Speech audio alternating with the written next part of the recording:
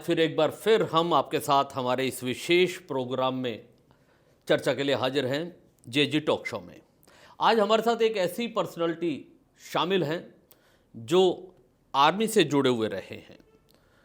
उनका परिचय तो मैं अभी कराऊंगा, लेकिन मैं उससे पहले आपको ये बताना चाहूँगा, जिसके अंदर देशभक्ति का जज्बा हो वो किसी भी क्षेत्र में देश की सेवा कर सकता है। आर्मी तो उसमें महत्वपूर्ण पार्ट माना ही जाता है, लेकिन जिसने अगर देश के लिए कुछ करने की सोच रखी है, आर्मी हो या किसी भी फील्ड हो, वो अपने रास्ते चुन ही लेता है। कुछ ऐसा ही सोचा है इन आर्मी ऑफिसर ने। मैं बताना चाहूँगा, उनका नाम है विंग कमांडर सतीश कुमार शर्मा। हालांकि वो वीआरएस ले चुके हैं। वीआरएस लेने के बाद अब वो एक नया फील्ड चुन रहे हैं अपनी जनता की सेवा करने के लिए, और वो है राजनीति। लेकिन वो राजनीति में क्यों आना चाहते हैं वो तो हम उनसे पूछेंगे, वो स्वयं बताएंगे। लेकिन उससे पहले बहुत सारी ऐसी चीज़ें हैं जो उनके प्रोफाइल में जुड़ी हुई हैं। कारगिल वॉर में एवॉक्स इंचार्ज थे वे, और बालकोट एयर स्ट्राइक में सेना में जो सैटेलाइट का इस्तेमाल किया गया था उसमें भी वो इसरो में जॉइंट डायरेक्टर थे। ये साहब हैं हमारे साथ। सतीश कुमार शर्मा जी, आपका स्वागत है हमारे स्टूडियो में। शुक्रिया, थैंक यू। चलिए, सबसे पहले हमारे दर्शकों को मैं स्वयं आप ही से बोलूँगा कि थोड़ा सा परिचय आपके प्रोफाइल का जो अब तक आपका रहा है। जुगल जी, सबसे बड़ी बात यह है कि आपसे भी और अलवर की जनता से भी मैं ये बताना चाहता हूँ कि मैं आपका हूँ, अलवर का हूँ, और मेरी परवरिश, मेरी शिक्षा दीक्षा, मेरा पालन अलवर में ही हुआ है। उस छोटा सा गांव है मुंडावर तहसील में गादली, वहाँ जीवन के करीब 12 वर्ष वहाँ गुजरे। उसके बाद परिवार में से कुछ ऐसा शिफ्ट हुआ कि मुझे बानसूर तहसील में एक छोटा सा गांव है ज्ञानपुरा, वहाँ एक झोंपड़ी में रहना पड़ा। मकान नहीं था और मामी मामा भी वहाँ रहते थे। तो वो बड़ा संघर्ष का पीरियड ऐसा गुजरा है कि पहाड़ से लकड़ी लेकर के आना, और तब मामी रोटी देती थी। और फिर स्कूल में मॉनिटर था, 8th क्लास में पढ़ रहा था, तो वो भी करना। 2 छोटे भाई थे, वो भी मेरे साथ थे, तो उनकी खाना, उनको संभालना, पढ़ाना, तो ऐसा कुछ जिम्मेवारियों से गुजरा। कभी कभी अफसोस भी हुआ कि मेरे पास यूनिफॉर्म के लिए पैर में शूज़ नहीं थे, चप्पल नहीं थी, तो नंगे पैरों धूप में जब बहुत ज़्यादा गर्मी होती थी तो पैर जलते थे। तो वो आक का जो पेड़ होता है वो पीछे लगा के और धागे से बांध के दौड़ता था। नदी में, नारायणपुर के पास एक नदी बहुत तेज़ी से आती थी बारिश में, तो उसका इंतज़ार किया रात में 8:30 बजे, और किसी तरह हिम्मत करके घुस गया। तैरना नहीं आता था, लेकिन पुस्तकों को बचाने के लिए ऊपर रखा, लेकिन बह गए, और वहाँ से निकल कर के आया, संघर्ष किया। उसके बाद फीस भी नहीं थी, कुछ ऐसा स्थिति से गुजरा हूँ। तो मुझे एक मंदिर में सेवा करने का मौका मिला, और वहाँ भोजन मिल जाता था। साधुओं की मुझे संभालना पड़ता था नारायणपुर में। तभी मैंने 10वीं क्लास वहाँ से पास किया, और अलवर में आया तो दूध बेच रहा था। यहाँ दूध बेच करके किसी तरह से काम चलाया। मुझे याद है जिस मोती मंगरी, आपने मोती डूंगरी का नाम, वहाँ बूथ था एक, और एक प्रोफेसर का बेटा सामने रहता था। तो उस दिन बारिश हो रही थी और रिजल्ट आने वाला था, मुझे पता नहीं था। तो प्रोफेसर साहब ने कहा कि 2 किलो दूध लेंगे। तो मैंने भीगते हुए गया और उनको 2 किलो दूध दिया। तो मैंने पूछ लिया, सर आज कोई खास विशेष कार्यक्रम? बोला, आज हमारे बेटे का रिजल्ट आया है। अच्छा। मैंने कहा, सर मेरा भी रोल नंबर देखेंगे? तो उनका, तुम पढ़ते हो? उनका पहले रिएक्शन ये था, सरप्राइज हुआ। हाँ, क्यों तुम पढ़ते हो? मैंने कहा हाँ सर। बोलो ओके। उसने पीछे सप्लीमेंट्री में देखा, फिर 3rd डिवीजन में देखा, फिर बोला, बेटा कोई बात नहीं, हताश मत हो, अगली बार मेहनत करना, अच्छे से पढ़ना। मैंने कहा, सर आप मेरा रोल नंबर मेरिट लिस्ट पर देखिए, और उसमें मुझे मलेरिया बुखार हो गया था, तो मेरिट में मेरा जो स्थान है वो 19 से लेकर के और 8 के बीच में होगा। बोलो रोल नंबर दोबारा बताओ। मैंने कहा 100160। जुगल जी यही रोल नंबर याद है? उसके बाद बहुत सारी मास्टर डिग्री और डिप्लोमाज हैं, रोल नंबर याद नहीं है। यादगार क्षण था वो। और जब मैंने बताया तो जुगल जी उन्होंने तुरंत मेरिट लिस्ट में देखा और 9वां नंबर मेरा ही था। क्या बात है। अब समस्या यहाँ आ गई कि उन्होंने तुरंत अपने बेटे को बुलाया और बोला देख इसकी तरफ, और उन्होंने उसको एक थप्पड़ रसीद कर दिया। माहौल बिगड़ गया। मैंने सोचा पता नहीं पैसे भी आज मिलेंगे कि नहीं। मैंने कहा सर मिलते हैं फिर कल आऊँगा। भीग रहा था, पूरा भीग चुका था। वो दौर भी गुजरा है। मैं सैनिक रेस्ट हाउस जो कंपनी गार्डन के सामने है उसमें रहा हूँ, पढ़ाई की है, ब्राह्मण हॉस्टल में रहा हूँ। यशवंत स्कूल का बहुत अच्छा विद्यार्थी था, ऑलराउंडर था। डिबेट और खो खो, चेन गोला फेंक, कबड्डी, कैप्टन रहा हूँ। तो अलवर में रहते हुए मेरी शिक्षा दीक्षा हुई। फिर राजकीय कॉलेज में छात्र संघ का चुनाव जीता और बेस्ट डिबेटर रहा। मदर टेरेसा से राजस्थान यूनिवर्सिटी में मिला। आर्मी में कैसे रुझान हुआ आपका? क्या है कि फादर आर्मी से हैं। अच्छा। और उन्होंने एक बात कही कि अगर अफसर बनना है, देश सेवा करनी है, तो आर्मी सेना से बढ़कर कुछ नहीं है। दूसरा, 9th क्लास में हमारी राजस्थान बोर्ड की इंग्लिश की बुक में एक चैप्टर था, मेजर सतीश और उसकी वाइफ सुलोचना। बस मेरा नाम सतीश था, तो मेरे एक मित्र हैं अभी प्रिंसिपल बनकर रिटायर हुए हैं, R.K. सोलंकी, नारायणपुर के, वो तब से मेजर सतीश वो कहना शुरू कर दिए। फिर NCC में मुझे मौका मिला राजकीय कॉलेज में, और कर्नल ढिल्लों हमारे यहाँ कमांडिंग ऑफिसर थे। और उस समय मैं राजस्थान से भी टॉप आया, राष्ट्र का बेस्ट कैडेट का अवार्ड अच्छा उस समय मिला।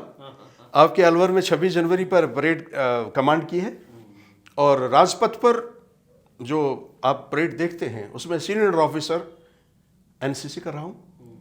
वहाँ से एक ऐसा, मेरी छोटे बाल, मिलिट्री के शूज़, इसलिए मेरा कॉलेज का नाम सतीश फौजी पड़ गया।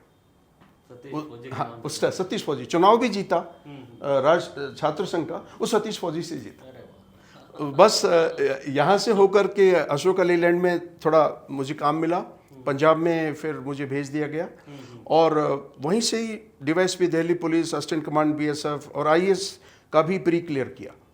लेकिन बीच में ही ये कॉल लेटर जो है वायुसेना से आ गया, और बहुत टफ था। 40,000 एप्लीकेंट्स में से 2,000 को इंटरव्यू के लिए बुलाया, उसमें 68 सेलेक्ट हुए, और मेरिट लिस्ट में 14वां नंबर मेरा था। तो वो अलवर से पढ़ा हुआ, हिंदी मीडियम से पढ़ा हुआ, आप समझ सकते हैं कि वायुसेना में तो मुझे एक्स्ट्रा मेहनत करनी पड़ी। डिक्शनरी, वो भार्गव की छोटी डिक्शनरी लेकर के रात में मेहनत करता था, और उसके बाद मैंने पीछे मुड़कर नहीं देखा। 1987 में, आपकी उसके लिए बता रहा हूँ, पूरे इंडिया की जो वायुसेना है उसकी ट्रेनिंग में senior course, junior course, air force academy Dundigal Hyderabad में वायुसेना के इंग्लिश का बेस्ट डिबेटर का खिताब आपके भाई को मिला। वो मेडल और वो सब कुछ रखा हुआ है। और उसके बाद मेरी ब्रांच में टॉपर रहा। फिर पीछे मुड़कर नहीं देखा, बहुत सारे ऐसे कोर्सेज किए, और वेलिंगटन में जो विदेश के भी ऑफिसर्स आते हैं, गेस्ट स्पीकर था, वहाँ मौका मिला, बुलाया, IAS एकेडमी में बुलाया गया। सो स्पेशलाइजेशन रहा है। और सबसे बड़ी बात यह है कि जो समय का सदुपयोग हो सकता है, मेरा ये मानना है, तपेश्वरी सो राजेश्वरी, जो तप करता है वही राज करता है। मैं सच मायने में ब्रह्मचर्य का पालन किया। मेरे गुरुजन जो भी कहते थे उस हिसाब से बेस्ट स्टूडेंट के रूप में रहा, और 20 वर्ष भगवान शिव की साधना की है बचपन से। उन्हीं के ही आदेश से भगवान शिव ने जिस भी स्वरूप में गाइड किया कि मेरे विष्णु रूप को भजो।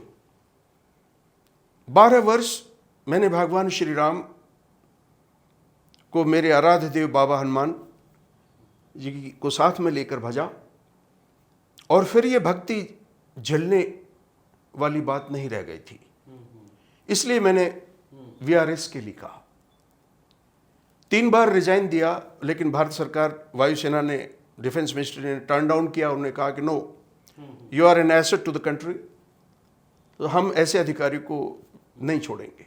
तीसरी बार थोड़ा मैंने विशेष उनसे आग्रह किया कि अब इसके आगे, उसी बीच में बहुत सारे ऐसे माइलस्टोन आए वायुसेना में रहते हुए। मैं उन्हीं मेरा सिलेक्शन, माइलस्टोन की आपसे चर्चा करना चाह रहा था, क्योंकि बहुत सारे ऐसे पल आते हैं जो जिंदगी में यादगार बन जाते हैं। कुछ ऐसे मेरी भी जानकारी में थे, आप पाकिस्तान भी गए थे। हालांकि पाकिस्तान की असेंबली में आज तक शायद किसी को बोलने का मौका नहीं मिला होगा, लेकिन आपको सेना को संबोधित करने का भी मौका मिला। ये अफ्रीका की ये बात, अफ्रीका की बात है शायद किसी अब सेना के साथ। वहाँ यूएन सेना ने, यूनाइटेड नेशंस क्या करता है, जिस भी राष्ट्र में उपद्रवी या कुछ ऐसे अराजक तत्व या कुछ हिंसाएं ज़्यादा बढ़ जाती हैं, तो उस कंट्री की सेना, उस कंट्री का जो प्रेसिडेंट है वो रिक्वेस्ट करता है। तो अफ्रीका में जो कोंगो, एक डीआरसी कोंगो बोलते हैं, डेमोक्रेटिक रिपब्लिक ऑफ कोंगो, वहाँ पर भारतीय सेना को बुलाया गया। लेकिन हमारे से पहले ग्राउंड उन्होंने पाकिस्तानी सेना को दे दिया। तो पाकिस्तान की जो ब्रिगेड थी वो वहाँ डिप्लॉयड थी और एयर सपोर्ट हमको देना था। तो वायुसेना का जो कंटिजेंट है 125, उसमें हमारे अधिकारी जवान थे और MI-17 हैप्टर्स बोलते हैं, और MI-8 ये फाइटर होता है। MI-8 में मिसाइल्स लगती हैं और वो हम यूज़ करते हैं दुश्मन का, उसके लिए न्यूट्रलाइज करने के लिए, ख़त्म करने के लिए। उस मौके पर जब हम गए तो इंडिया में बहुत डीप रूटेड सिलेक्शन होता है ये। तो 379 अधिकारियों में से आपके इस भाई का सिलेक्शन हुआ और मेरे को जिम्मेवारी ये मिली कि 3 महीने तक यूनाइटेड नेशंस की तरफ से आपको पानी भी नहीं दिया जाएगा। आप जंगल में, ऐसे जहां वर्ल्ड वॉर 2 हुआ था, उस बैरन लैंड के ऊपर आपको जाकर रहना है। अब आप सोचिए कि 125 लोगों का दल, इतने हेलीकॉप्टर्स, मिसाइल्स, आपके सारे आयुध, आप क्या लेकर जाएंगे। अब चूंकि मैं गांव से पला हूं, बड़ा हूं और मुझे हिंदुस्तानी सैनिकों का पता है, मैंने कहा 1000 किलोग्राम चना पैक करवा दो, कुछ भी नहीं होगा, चने तो होंगे, हम चने भिगो करके खा लेंगे। और फिर गुड़ लिया। एक्चुअली मुझे 5 चीज़ें पसंद है, मैं बाकी और कुछ नहीं खाता हूँ। सबसे पहली बात, अन्न में मुझे चना पसंद है, फ्रूट्स में मैंगो, आम बहुत पसंद है, और गुड़। उसके अलावा मक्खन बचपन से पसंद है। और मक्खन के साथ जो 5वीं चीज़ है वो इसलिए कि मेरा जन्म बाय डिफ़ॉल्ट हरिद्वार में हुआ था। मेरी मदर उस समय हरिद्वार में थी, फादर चाइना वॉर में थे, तो गंगा जल पसंद है। जो 5 चीज़ें हैं, और गांव का जो मिला वो खा लिया। तो इसलिए वहाँ पूरी प्लानिंग के साथ 148 करोड़ रुपए का सिस्टम, और भारतीय सेना का मुझे एज ए डिप्टी कमांडर वहाँ पर मौका मिला। उसमें चीफ सिक्योरिटी ऑफिसर भी मैं ही था और चीफ फाइनेंस भी था। इसलिए यहाँ से जो हिंदुस्तान के रणबांकरे हैं, उनको पाकिस्तान के साथ मिलकर युद्ध करना था। वहाँ मुझे पाकिस्तान को पूरा मैंने एक्सपोज कर दिया। उनको स्लिदरिंग ऑपरेशन आता ही नहीं है। मुझे पहली बार समझ में आया कि पाकिस्तान की आर्मी एक्चुअली कॉमर्शियल आर्मी है। वो फाइटर जो हमारे हिंदुस्तान में होता है एक्सक्लूसिवली, वो है ही नहीं। दे आर प्रोफेशनल्स, लेकिन वो आर्मी काम के लिए प्रोफेशनल नहीं है। ये मुझे वहां समझ में आया। उसमें एक IAS एलिमेंट में भी एक मेजर इसाक था, तो वो पहचान में आ गया था। और उसकी पोल उस समय निकली जब पाकिस्तान कमांडर रात में 11 बजे के बाद 1:30 बजे रात में हम सो रहे थे और उस समय आया और गिड़गिड़ाने लगा, लिटरली। उसने हमसे बिना पूछे आतंकवादी क्षेत्र में पता नहीं क्या परमवीर चक्र लेना चाहता था वो, बिना UN की परमिशन भी नहीं ली, और वहां पर 5 अपने कंटिजेंट्स कमांडोज भेज दिए। अब वो कैनिबल्स हैं वहाँ पर, तो जो आतंकवादी हैं उन्होंने 2 को काट करके और लिटरली कढ़ावे में चढ़ा दिया। अब उनके पास वो जो भी सिस्टम था वायरलेस का, क्योंकि अफ्रीका में रोड नहीं है, लाइट नहीं है, वहाँ कम्युनिकेशन नहीं है, और वहाँ डिगिंग बंद है। अगर आप 10 फीट भी नहीं खोद सकते, हीरा निकल आएगा, गोल्ड बहुत है, यूरेनियम। तो वो इसकी वजह से मेरे को जो समझ में आया कि पाकिस्तान की ब्रिगेड ज़्यादातर गोल्ड माइंस पर ज़्यादा ध्यान दे रही थी, रक्षक ही भक्षक हो रहे थे। चलिए, मैं दो चीज़ें और थी मेरे दिमाग में जो आपके नाम के साथ जुड़ी हुई हैं, मैं आपसे चर्चा करना चाहूँगा। बालाकोट एयर स्ट्राइक, उसमें एक भारतीय सेना ने बहुत बड़ा काम किया था और रातों रात काम किया था, खबर तक नहीं लगी थी, ऐसा हुआ था। उसमें क्या सिस्टम था? आपका भी उसमें पार्ट था कुछ? देखिए, कुछ चीज़ें नहीं बताऊंगा क्योंकि वो नेशनल सिक्योरिटी में आती हैं। हाँ, ये बात सच है, जब आप वेल प्लानिंग करते हैं तो ये हो जाता है। हमारे पास रिपोर्ट, रियल टाइम रिपोर्ट थी कि यहाँ पर 150 के करीब आतंकवादी इस कैंप में छुपे हुए हैं। उसके कोऑर्डिनेट्स थे, सब चीज़ था। अब वहाँ से प्लानिंग शुरू ये होती है कि हाउ। तो आप इसको समझिए कि हमारे जो पायलट्स होते हैं उनको जब हम मिशन पर भेजते हैं तो ऐसा नहीं कि वो घर पर है उनको बुला लिया, उनको कम से कम 24 घंटे पहले वार रूम के पास रखा जाता है। उनका खाना दाना, डॉक्टरी जांच, वो इतना ही खाएंगे, पूरा उनको तैयार किया जाता है और फिर वार रूम में एग्जैक्टली उनको सारी पोजीशन समझाई जाती है और फिर उसको कोऑर्डिनेट किया जाता है कि अगर हमारा ये फाइटर यहाँ से जाएगा और वहाँ बम या मिसाइल आपको इस एंगल पर 0 डिग्री पर वहाँ मारना है, टारगेट पर छोड़ना है, तो उस समय उसके साथ सपोर्टिंग सिस्टम जाना चाहिए। तो हमारे फाइटर्स जो वहाँ गए, उसमें एस्कॉर्टिंग का जो सिस्टम होता है कि अगर पाकिस्तान का कोई भी वॉर, उस समय उनका एयरक्राफ्ट अगर टेक ऑफ करता है, फाइटर एयरक्राफ्ट, तो उसको न्यूट्रलाइज कर देंगे। और तीसरी जो पोजीशन होती है वो है एक जो उनकी एडी सिस्टम को जाम करना होता है। एयर डिफेंस सिस्टम अगर उनका जाम कर दिया हमने तो वो उनके पास जब तक वो संभलेंगे तब तक हमारा काम हो जाएगा। और मैं आपको ये बताऊं, ये इससे जुड़ा हुआ एक वाकया है। जब कारगिल वार हुआ था तो अटल जी ने लास्ट जॉर्ज बुश से जो बात की थी, अमेरिका के प्रेसिडेंट से, वो मुशर्रफ के बारे में की थी। अटल जी एक बहुत अच्छे ह्यूमन बीइंग भी थे और उन्होंने पूछा कि अगर मैं पाकिस्तान को हमें ख़त्म करना होगा तो कुल 35 करोड़ व्यक्ति, कुछ हमारे भी जाएंगे, लेकिन पाकिस्तान ख़त्म हो जाएगा। उस समय का वाकया ये है कि एवॉक्स इंडिया में जब आया तो जॉर्ज फर्नांडिस साहब रक्षा मंत्री थे और चंडीगढ़ में वो लैंड कर गया। तो किसी पत्रकार ने, कोई वायुसेना का ही कोई लड़का, उसका भाई था, उन्होंने वो चीज़ लीक आउट कर दी। इससे जॉर्ज फर्नांडिस साहब बहुत नाखुश हुए और उस एयरक्राफ्ट को रिफ्यूलिंग के बाद टेक ऑफ करा दिया। अब वो उसको छुपाना चाहते थे। वो IL-76 इतना बड़ा जहाज है और उसकी जो टॉम ऊपर जो लगती है सैटेलाइट वाली, बहुत बड़ी होती है। अब उसको कहाँ छुपाओगे? तब एक बहुत सीक्रेट हमारा रनवे है और मैं वहाँ चीफ सिक्योरिटी अफसर था, चीफ ऑपरेशन था। तो मेरे बॉस को फ़ोन आया डायरेक्ट एयर चीफ का और उन्होंने कहा कि who is the chief security, chief operation officer? बोले squadron leader Satish Sharma. Calling, रक्षा मंत्री इज ऑनलाइन।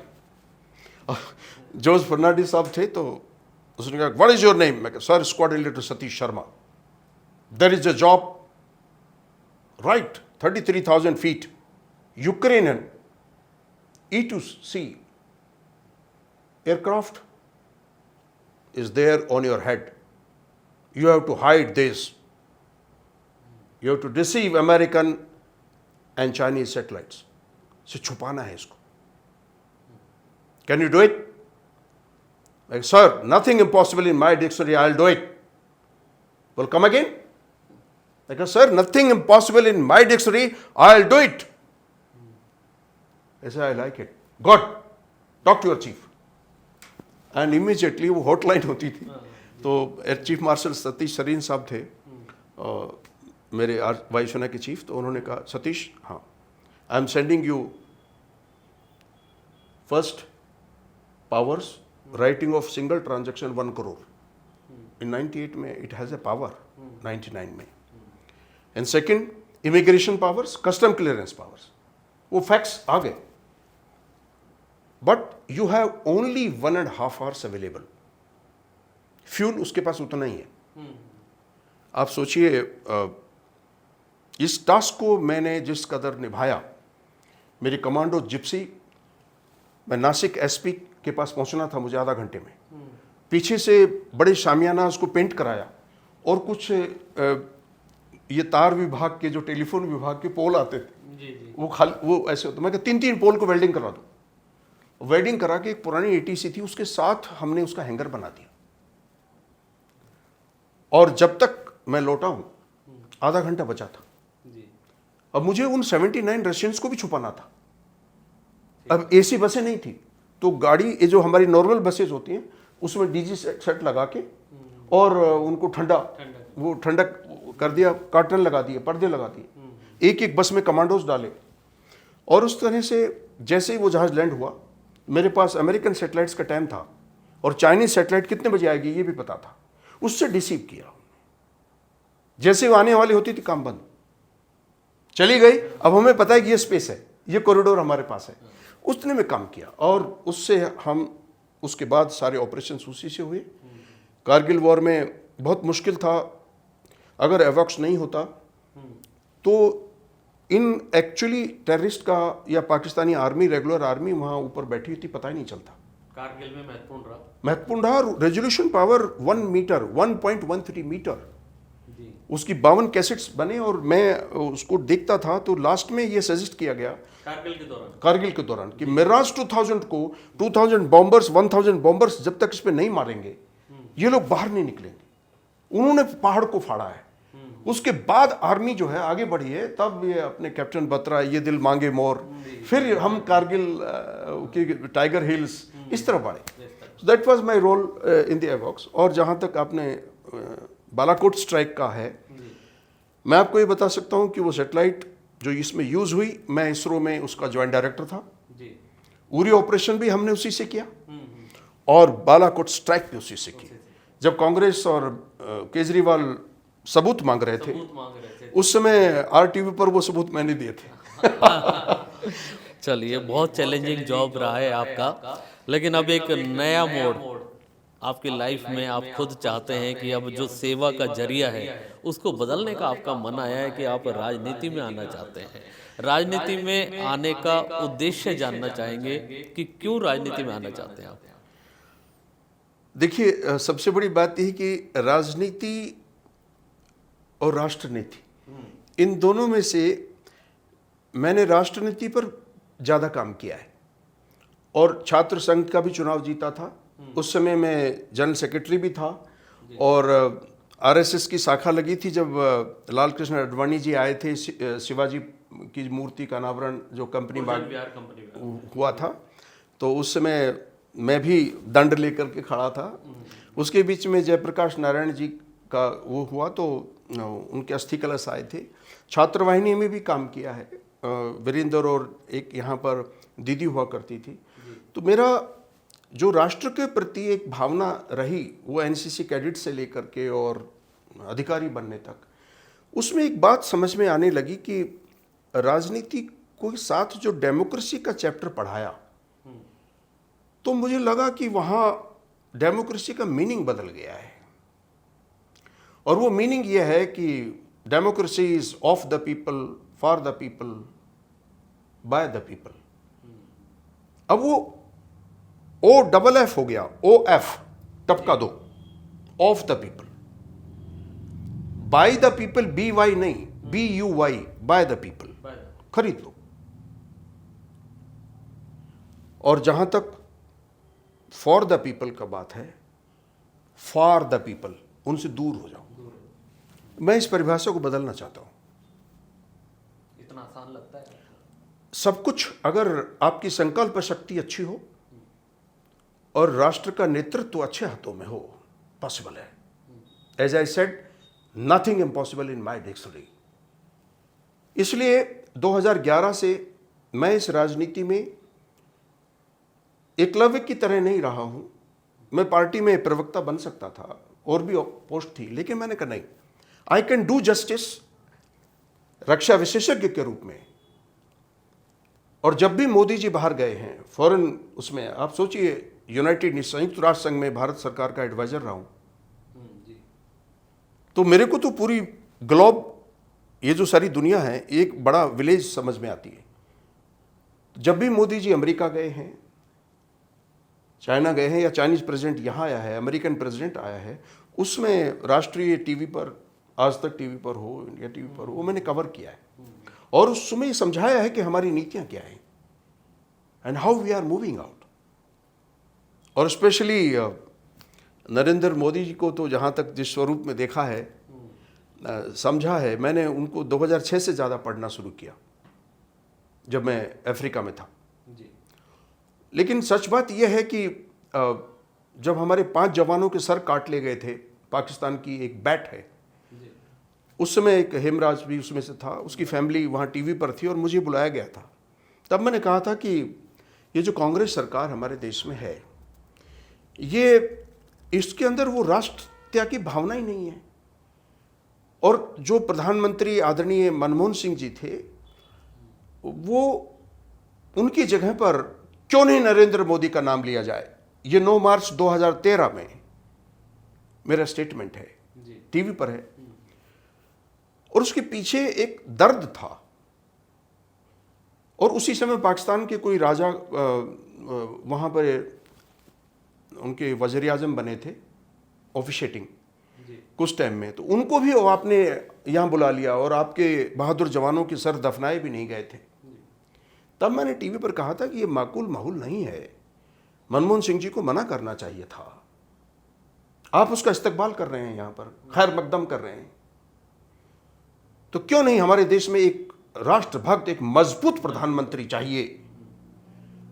तब उसने, एक पत्रकार ने पूछ लिया कि सर, वहां के प्रधानमंत्री नवाज शरीफ, उसके बाद नवाज शरीफ बने थे, और पाकिस्तान के मनमोहन सिंह, आप क्या कहेंगे। तो मुझे तीसरी क्लास में मेरी टीचर ने बताया था कि बेटा, क्वेश्चन को ही बार बार पढ़ोगे तो उत्तर मिलेगा। तब मैंने कहा, आप क्या पूछना चाहते हैं कि पाकिस्तान के प्रधानमंत्री नवाज शरीफ, हिंदुस्तान के मनमोहन सिंह, ना आवाज ना शरीफ। वो क्या बोलते हैं समझ में नहीं आता, सोनिया जी समझती थी। और इतने अच्छे फाइनेंस मिनिस्टर होने के नाते उन्हीं के शासनकाल में कोयला घोटाला हुआ, 2G 3G, कोयला घोटाले के साथ कलमोड़ी जी, राजा जी साउथ के। अब ये सारे घोटाले उन्हीं के शासनकाल में हुए हैं, तो वो शरीफ कैसे हो सकते हैं। तब मैंने कहा था, ना आवाज ना शरीफ। तो बीजेपी का एक सही नीतियों को पहुंचाने के लिए मैंने मीडिया में काम किया है। मैं गली के नुक्कड़ पर नहीं आया। जो मुझसे बना, मेरे गांव में जिस स्कूल में मैं पढ़ा था छोटा सा, वहाँ एक कमरा बनवाया, दूसरे गांव में रहा, वहाँ कन्याओं के लिए कमरा बनवाया। तो जो हो रहा है आज, मेरा परिवार है वो 1400 बीघा के अंदर जो नंदी प्रोजेक्ट है, पूरे वर्ल्ड में पहला, 500 नंदी के करीब गाय हैं वहाँ, और उनको संभाल रहे हैं। सेवा हो रही है। अच्छी बात है। बस एक आखिरी सवाल जी, क्योंकि अब लोकसभा चुनाव आने वाले हैं, तो टिकटों को लेकर के चयन भी चल रहा है, पार्टी अच्छे प्रत्याशियों को ढूंढ रही है, जिताऊ प्रत्याशियों को ढूंढ रही है, और आप भी क्योंकि मोदी जी के समर्थक हैं, भाजपा से टिकट मांग रहे हैं, अलवर ज़िले से मांग रहे हैं। तो अलवर में जातिगत समीकरण के आधार पर टिकट मिलता है। हमने अक्सर देखा है, पर्टिकुलर कम्युनिटी के जिसके मतदाता ज़्यादा होते हैं, अक्सर उन्हीं को ही प्रत्याशी ढूंढा जाता है। कोई भी पार्टी हो, जातिगत समीकरण देखती है। तो आप इस जातिगत समीकरण से बाहर आकर कैसे दावा कर रहे हैं और क्या उम्मीद लेकर चल रहे हैं कि आप निकाल पाएंगे अगर पार्टी मौका देती है तो। जुगल जी, सबसे बड़ी बात यह है कि जिस तरह से संत सबका होता है, सिपाही सबका होता है। मेरी दादी अलवर महाराज जयसिंह के राजपुरोहित की एकमात्र बेटी हैं। आप मेवात की बात करें तो वहां पाटा, मुबारकपुर, नौगावा, रायबका का गढ़, उसका तिलक मेरे दादा को 1913 में हुआ था।